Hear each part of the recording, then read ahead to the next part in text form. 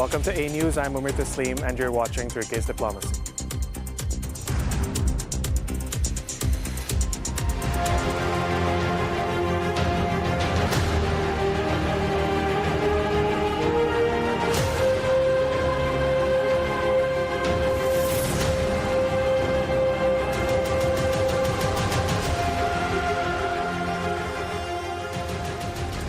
New geopolitical realities are reshaping the world as Turkish President Erdoğan returns from China after the historic SCO summit in Tianjin. He called for just peace in Ukraine, warned the U.S. against excluding Palestine from the UN, and vowed to stand by Syria's unity. The summit, uniting 10 member states representing over 40% of the global population, highlighted AI cooperation, a new development bank, and the growing call for a multipolar order. Joining me for today's discussions are Anews editor Mustafa Kocakanar and Benny Kwok, a geopolitical and political economy analyst at the GeoShock think tank in Hong Kong.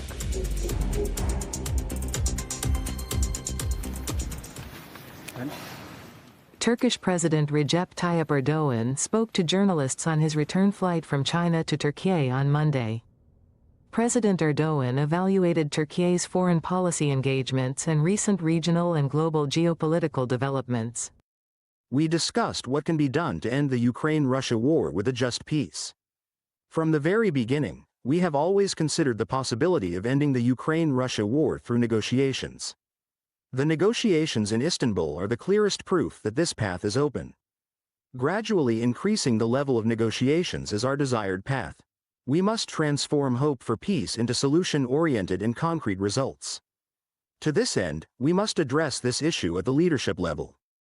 Turning to the Middle East, the Turkish leader sharply criticized United States for the possibility of excluding Palestine from the United Nations General Assembly. We believe the decision must be reviewed immediately. The United Nations General Assembly exists to discuss global issues and develop solutions. The absence of the Palestinian delegation from the General Assembly would only please Israel. There are victims in Palestine, and there are those who watch this oppression with tears in their eyes. There are tens of thousands of oppressed and victimized people. We must take steps to protect their rights. This genocide committed by Israel will never be forgotten. What is expected of the United States is to say stop to Israel's massacres and oppression. On Syria, the Turkish president reiterated Turkey's commitment to supporting the country's unity and sovereignty. We want lasting prosperity and peace to be achieved in our neighboring Syria, and we value its unity and solidarity.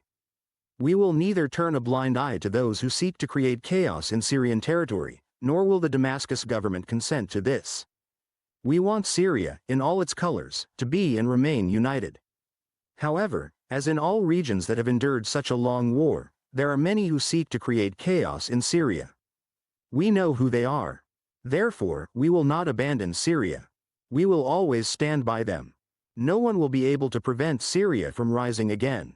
The warlords who are investing in chaos will lose this time. He also expressed optimism about progress in the South Caucasus, particularly in the Armenia-Azerbaijan peace process. I believe that the South Caucasus will attain the peace it longs for. The signings at the White House have certainly accelerated the Armenia-Azerbaijan normalization process. Azerbaijan and Armenia have significantly overcome obstacles on the path to peace and have reached the final stage. With the establishment of peace, land and railways in our region will be activated, border crossings will be opened, and many areas, especially trade, will be positively impacted. This is also likely to positively impact us. Regional countries will also benefit from the exploitation of new cooperation opportunities. Russia and Iran will also understand in the future that their concerns were misplaced.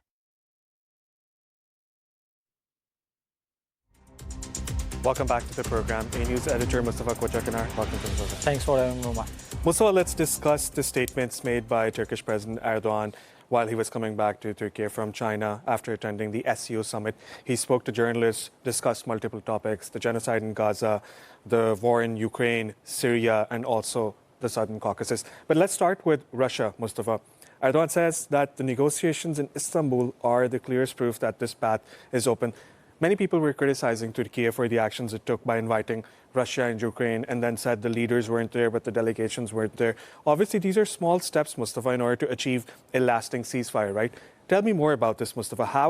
What steps is Turkey taking right now to get the ceasefire in Ukraine and to stop Putin from attacking Ukrainian territory constantly? Umar, this week Turkish President Recep Tayyip Erdoğan paid an official visit to China to participate in the Shanghai Cooperation Organization summit. And on the sidelines of the SCO summit in China, President Erdoğan met with several Eurasian leaders, including Chinese President Xi Jinping, Russian leader Vladimir Putin, Azerbaijani President Ilham Aliyev, Pakistani Prime Minister Shahbaz Sharif, and Armenian Prime Minister Nikol Pashinyan. He also met with his Iranian counterpart Masoud Pezeshkian, and it is clearly showing that Turkey is pursuing a multi-dimensional foreign policy. We know that Turkey has been enjoying close relationship with Western countries, but on the other hand, Turkey is also striving for establishing new ties with the countries located in the Eurasia region. We know that Turkey has been pursuing Asia initiative to strengthen its bilateral or multilateral relationships with Eastern countries. And speaking to the journalist on his return flight from China to Turkey, President Erdoğan evaluated Turkey's foreign policy engagements with the aim of ensuring international peace and security. And President Erdoğan hailed his bilateral meeting with his Russian counterpart Vladimir Putin.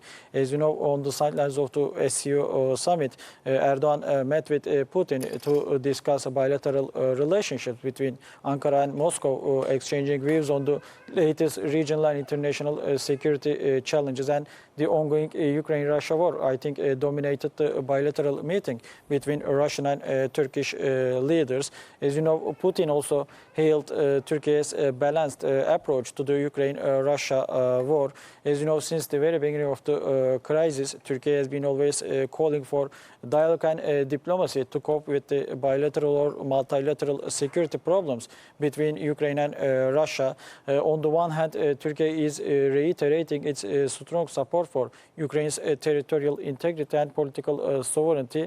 On the other hand, Turkey is not joining Western sanction campaigns against Russia. And within this context, Putin is also praising Istanbul talks between Ukrainian and Russian delegations. We know that Istanbul hosted several rounds of peace negotiations between two warring sides in terms of contributing to confidence-building measures. Maybe these talks didn't yield any positive results in terms of reaching a ceasefire or peace deals, but we know that Turkey has been always trying to mediate or facilitate the peace talks between two warring sides. On the other hand, Turkey has been always calling for leader-to-leader diplomacy to discuss the possible steps to reach a ceasefire or peace deal.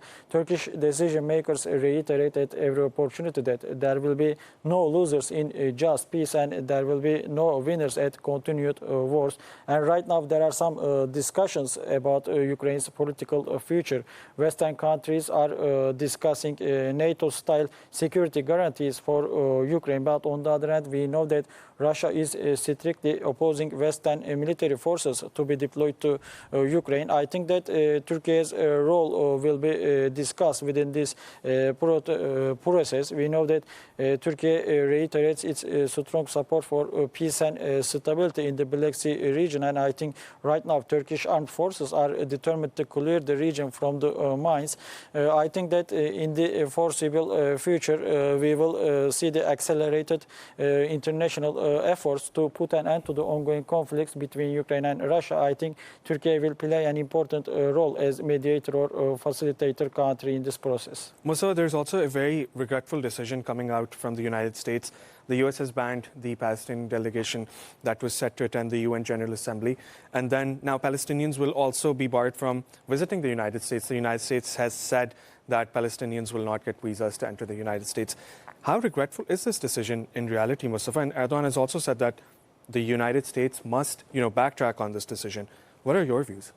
Omar, this September, many world leaders are set to gather in New York to participate in the United Nations General Assembly. And we know that many countries, France in particular, are set to recognize the Palestinian statehood, and we will, I think, witness historic steps in terms of recognizing the legitimate rights of the Palestinian people.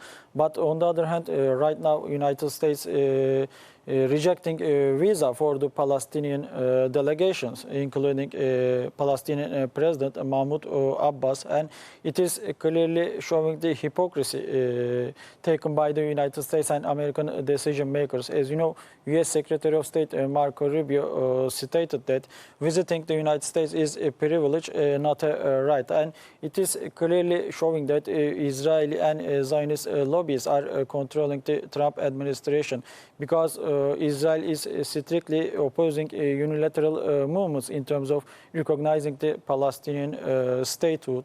And right now, Israel is influencing the Trump administration to obstruct any steps to reach peace and stability in the Middle East. And yesterday, Turkish President Recep Tayyip Erdoğan also slammed United States decision to bar Palestinian delegation from attending the United Nations General Assembly meeting. But President Erdoğan pledged Turkey's support for the Palestinian cause. As you know, since the very beginning of the humanitarian crisis in the Gaza Strip, Turkey has been taking important diplomatic steps to increase the international awareness about the legitimate rights of the Palestinian people living in the occupied territories. And Turkey's diplomatic efforts, I think, are yielding positive results for reaching peace and stability in the Middle East. As you know, Turkey has been always calling for regional solutions for regional problems. Within this context, Turkey has been trying to increase regional unity and solidarity to deal with the security challenges posed by the Israeli security forces in the region. And yesterday, President Erdoğan also called on the United States to take concrete steps in terms of accelerating diplomatic efforts with the aim of bringing peace and stability to the region. I hope that the United States will change its attitude towards the Palestinian-Israeli conflict, and I think that the United States will be helpful for reaching peace and tranquility in the region. Mustafa, some statements were also made about Syria. Now, Erdoğan says that, like you just mentioned, you have mentioned on, several episodes that Turkey has committed to protecting, Syria's unity and sovereignty, its territorial integrity.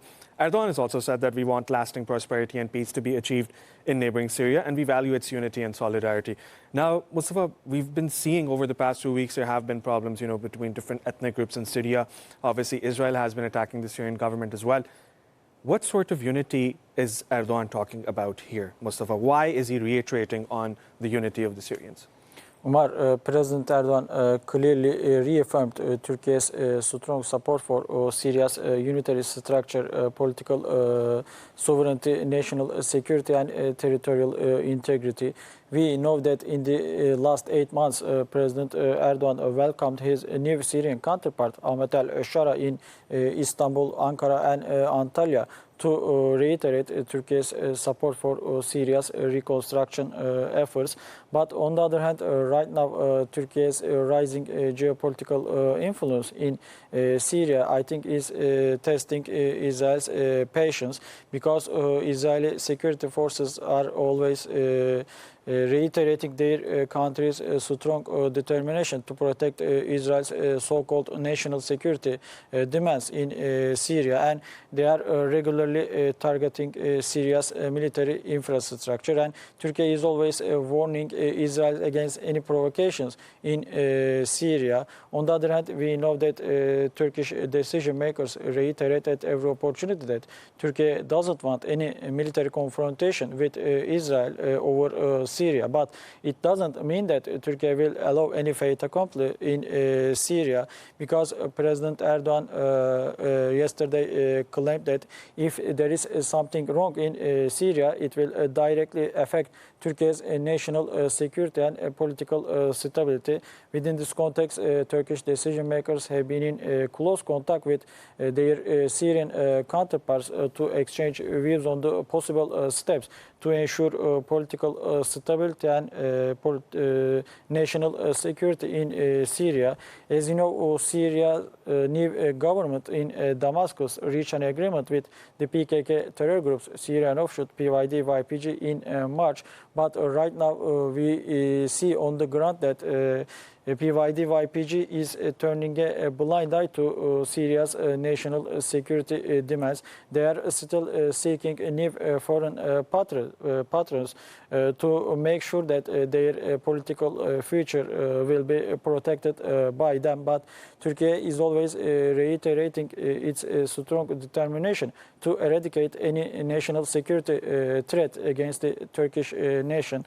I think that if PYD YPG tries to establish a separate political structure in the northern part of the country, I think that Turkish military forces will be compelled to pursue another counter-terrorism operations in the region in terms of not only ensuring Turkey's border security, but also upholding the Syrian rights. Mustafa, also tell me about the Southern Caucasus, because Erdogan stated that, the normalization deal that was signed between the United States, Armenia, and Azerbaijan. He says that, obviously this deal is going to accelerate the normalization process. How important was that deal, Mustafa, which was signed at the White House, that normalization deal between Azerbaijan and Armenia? And what are the positive impacts that this region can see once both of these countries are on terms? And Turkey is also trying to normalize its ties and build relations with Armenia. Tell me more about that. Umar, in 2020, we know that Azerbaijani security forces launched counter-terrorism operations against Armenian separatist forces located in Karabakh.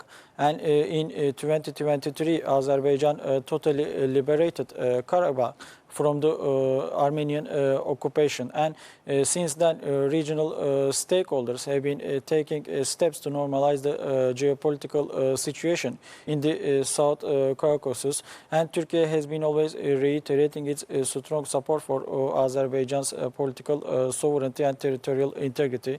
Turkey's diplomatic and military support, I think, paved the way for the liberation of Karabakh from the Armenian occupation. And as Azerbaijan liberated Karabakh from the Armenian occupation, Turkey is also trying to normalize its bilateral relationships with Armenia. And as we mentioned, President Erdoğan several times met with Armenian Prime Minister Nikol Pashinyan to discuss the possible steps in terms of normalizing bilateral ties between Ankara and Yerevan. And in August, we know that Azerbaijani President İlham Aliyev and Armenian Prime Minister Nikol Pashinyan signed US-brokered landmark peace deal at the White House.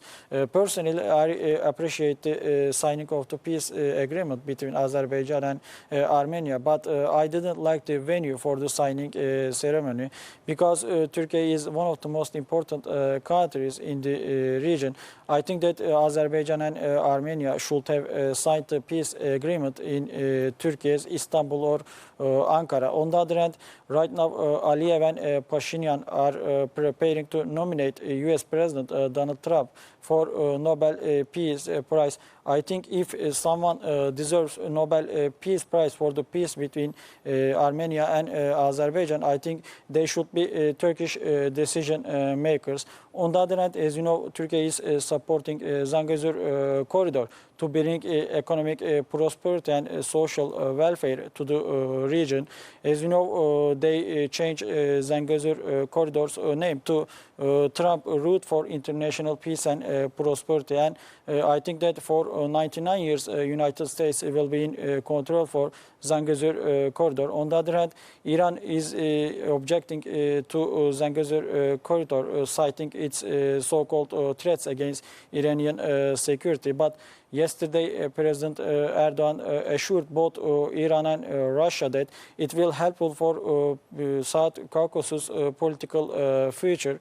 I think that Turkey's diplomatic efforts are yielding positive results in terms of normalizing the bilateral or multilateral security issues in the region. Mustafa, thanks for those updates. We'll be right back with you. Thank you, Mark.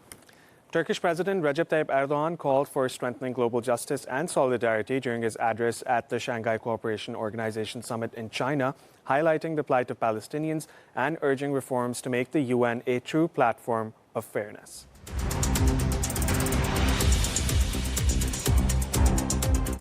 Bebeklerin, çocukların, yaşlıların açlıktan öldüğü bir vahşeti 23 aydır durduramamanın hiçbir izahı yoktur ve olamaz. Turkish President Recep Tayyip Erdoğan delivered a strong message during his address at the Shanghai Cooperation Organization summit in China on Monday. Gazze'si ve Batı Şeriası'yla Filistin halkının tamamı için sesini yükselten tüm dostlarıma, tüm vicdan sahiplerine buradan teşekkür ediyorum. The Turkish leader stressed the urgency of global justice, solidarity with Palestinians, and the need for regional peace. Gazze başta olmak üzere Filistin halkının yıllardan beri maruz bırakıldığı mezalim karşısında Birleşmiş Milletleri küresel adaleti temsil eden bir platform haline getirmenin hepimizin mesuliyeti olduğuna inanıyorum. The Turkish president's remarks reflected Turkey's dual focus on advocating for justice on the global stage while pushing for stronger cooperation to ensure security and stability across the region. Suriye'de kalıcı bölgesel barış ve istikrar adına tarihi fırsatlar sunan yeni bir dönemin kapıları aralandı. Suriye'nin toprak bütünlüğü ve siyasi birliği korunmak suretiyle ayağa kaldırılması için sağlayacağımız destek bütün bölgemizin yararınadır. Komşumuz Suriye'nin güvenliğini ve toprak bütünlüğünü tehdit eden her türlü girişimin karşısında olmayı sürdüreceğiz.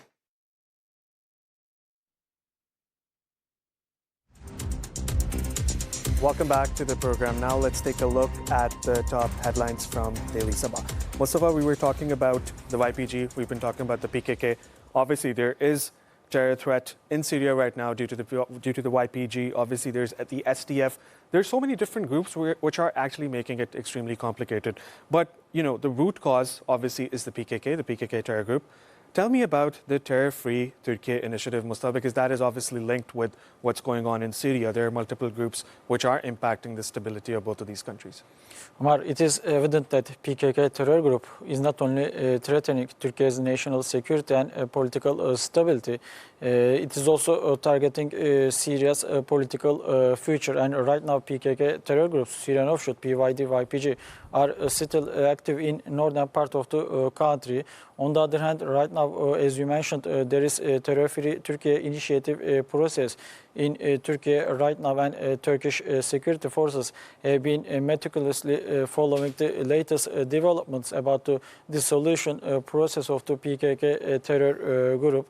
On the other hand, as you know, President Erdoğan said that those who turn their faces to Ankara and Damascus will prevail, while those who seek new foreign patrons will fail. And it is a clear message to PYD, YPG terrorist forces located in the northern part of Syria, I think. As you know, right now there are some news reports about upcoming military operations against PYD, YPG. Syrian security forces are reportedly preparing for another counter-terrorism operations in terms of normalizing the political situation in northern Syria. And there are also some rumors that Turkey will give its strong support for Syrian security forces' upcoming military operations against PKK terror groups, Syrian offshoot, PYD, YPG. Maybe Turkey will not directly involve in the military confrontation, but Turkish security forces are ready to give air support or intelligence support for Syria's security forces. Right now, it is up to PYD, YPG to rethink about its future in the region, because Turkey reiterates at every opportunity that there will be no future for terrorism in the region if PYD-YPG commits its commitment to Syrian new government under the new deal signed in March. I think that it will be helpful for Syrian people to rebuild and reconstruct the country within a security situation. Mustafa, obviously, there are so many problems right now concerning the Palestinian state, like you mentioned earlier on the program, and we've been discussing about it as well, that many countries are now moving forward to recognize the state of Palestine at the UN General Assembly, and Belgium is now another country. Tell me more about these developments. Umar, right now we know that both internal and international criticism are mounting on Israel over the dire humanitarian situation in the Gaza Strip.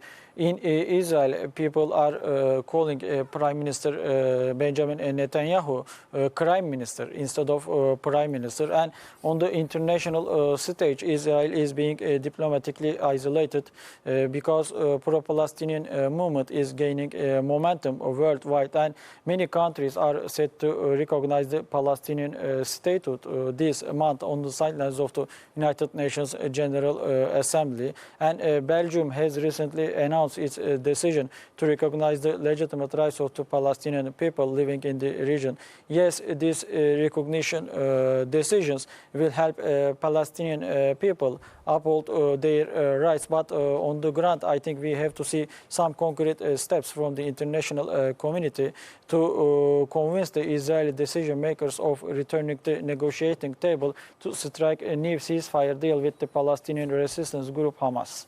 Mustafa, also, opinions are now growing because, many organizations have said that Israel is actually committing a genocide, whereas Western leaders have denied this fact. And, for months we've been seeing how the West has been protecting Israel, saying it's doing so because it wants to eliminate Hamas. Okay, that might be a logical, decision for the Israelis, but that's not how the Palestinians see it. So can we now say that, the international community, the international pressure is now building on Israel compared to what we saw, let's say a few months ago?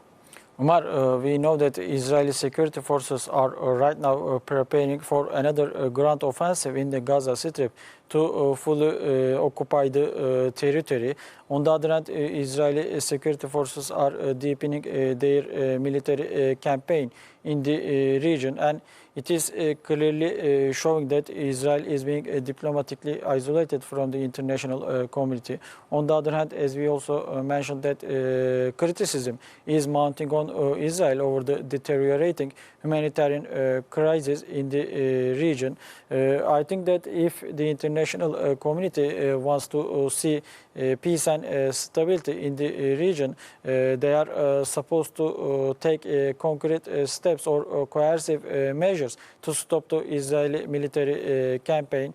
I think that coercive measures can include arms embargo or economic sanctions on Israel. And since the very beginning of the crisis, Turkey has been always calling for regional and international cooperation to cope with the security challenges in the Middle East. As you know, Turkey has already cut its trade activities with Israel. Turkey has been blocking Israeli ships to come to Turkey's shores, and it is clearly showing that Turkey has been taking concrete steps to convince the Israeli decision makers of halting their military campaign in the region. But I think that the international community, Western countries in particular, will be supposed to take Turkey's security demands into the consideration if they want to see long-standing peace and stability in the Middle East. Mustafa, just before I let you go, there's a beautiful picture on Daily Sabah's front page today.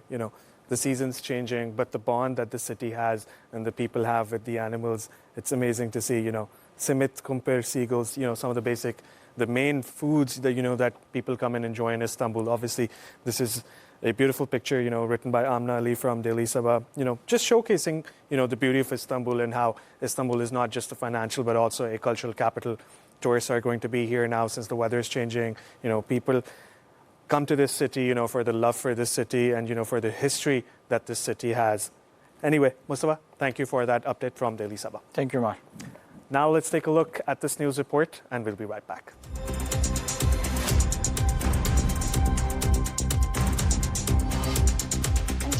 For many foreign leaders, China marked the 80th anniversary of the end of the Second World War with a massive military parade in Beijing, projecting both remembrance and power.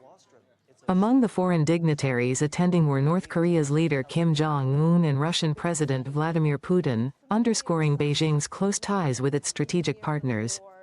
President Xi Jinping opened the ceremony by paying tribute to the victims of the war and stressing the need to eradicate the roots of conflict to ensure history does not repeat itself. He also sent a forward-looking message, declaring that China is strong, fears no one, and is ready to assume a leading role on the global stage.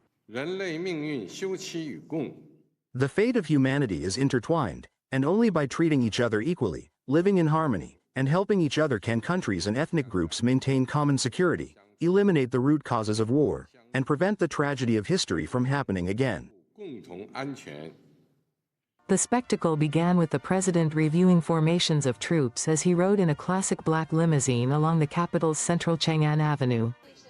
The parade featured marching troops, missiles, fighter jets, and advanced military hardware, some displayed publicly for the first time, highlighting China's growing military capabilities. The show of force comes as Beijing seeks to expand its influence and assert its position in global affairs. Human beings live on the same planet, and we should work together and coexist peacefully. The world should never return to the law of jungles, where small and weak countries will be bullied by major powers. At all times, we must adhere to the path of peaceful development and firmly safeguard world peace and tranquility.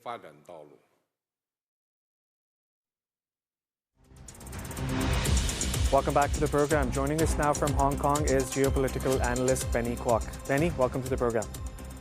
Hello. Benny, I want to start with the military parade that we just witnessed. It was a show of force, wasn't it? What was China's message, with new weapons, world leaders, on either side? How are you looking at this military parade? What sort of a message is this giving to the West?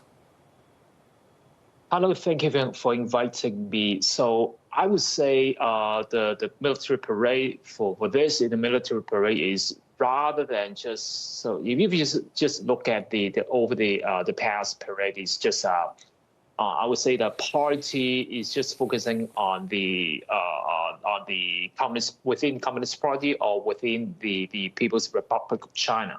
So now China is I would say to weaponizing or utilizing the end of the First or Second World War for the 80th anniversary and try to promote the linkage for the China, Russia, and North Korea and other pro-China countries to promote the bloc that is to act itself as we have a bloc, have a China lead bloc that not to obey the U.S. international order. So when you look at the pictures and you look at the videos today, I would say most of the focusing on the Xi Jinping, Putin, and Kim Jong-un. They appear simultaneously on the Tiananmen Square to watch the parade, and I would see this as the China would like to strengthen the China, Russia, North Korea, and even Iran, the anti-U.S. bloc, to try to form it as an alternative global order to try to combat and bargaining with the U.S. international order. Benny, this week, starting from Sunday, we saw the SCO summit. Obviously, world leaders were there, Turkish President Erdoğan, the leaders from India, Pakistan, Russia as well. Vladimir Putin was there. Do you think, there were many things discussed as well. There was AI, there's a new development bank, there's more cooperation. China says India is a partner, not a rival.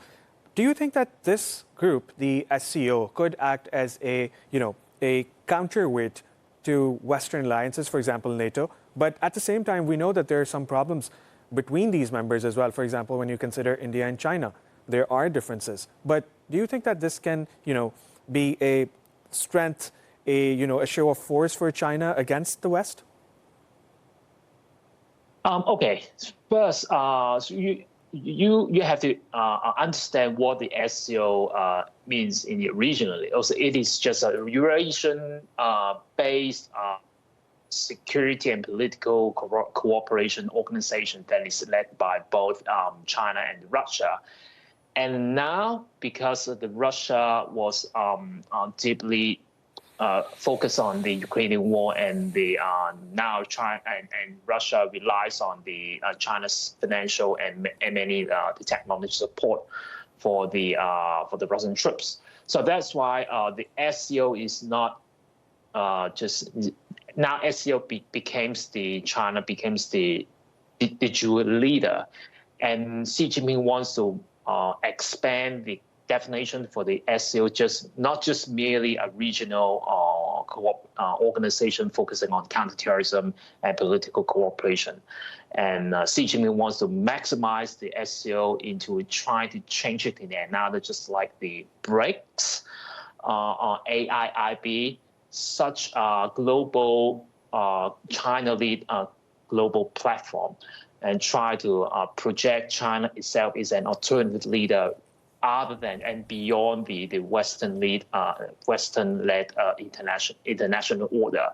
And I would say Xi Jinping will try to utilize all kinds of this kind of summit, and whether it's BRICS, whether it is AIB, whether it is SCO, and trying to promote itself. Okay, China now could combat with the U.S., not just military, but politically and economically, and also even in terms of trade and other kinds of cooperation, because Donald Trump is using the unilateral means to try to force other countries to agree with what the United States does.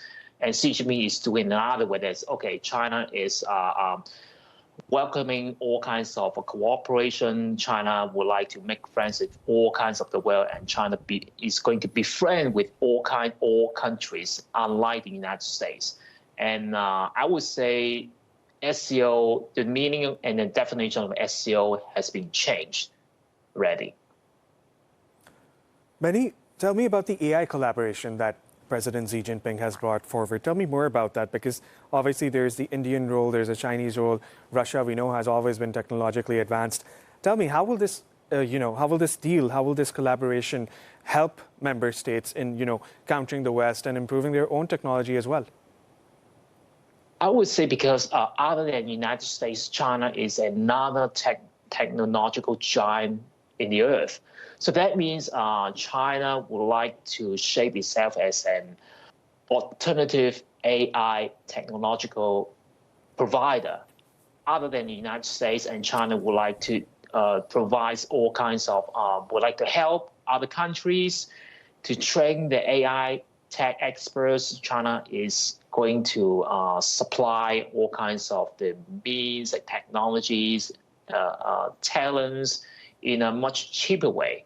Because, as you know, the U.S. has its own leaders and tech as well, but it's much more expensive. And China could do it in an alternative way, and China could make friends with the developing world as well, because China could provide the much more cheaper and much more friendly in terms of the AI to the developing world. Of course, the United States would like to block these the AI tech to the so-called the non-democratic world, and China is going to fill the gap.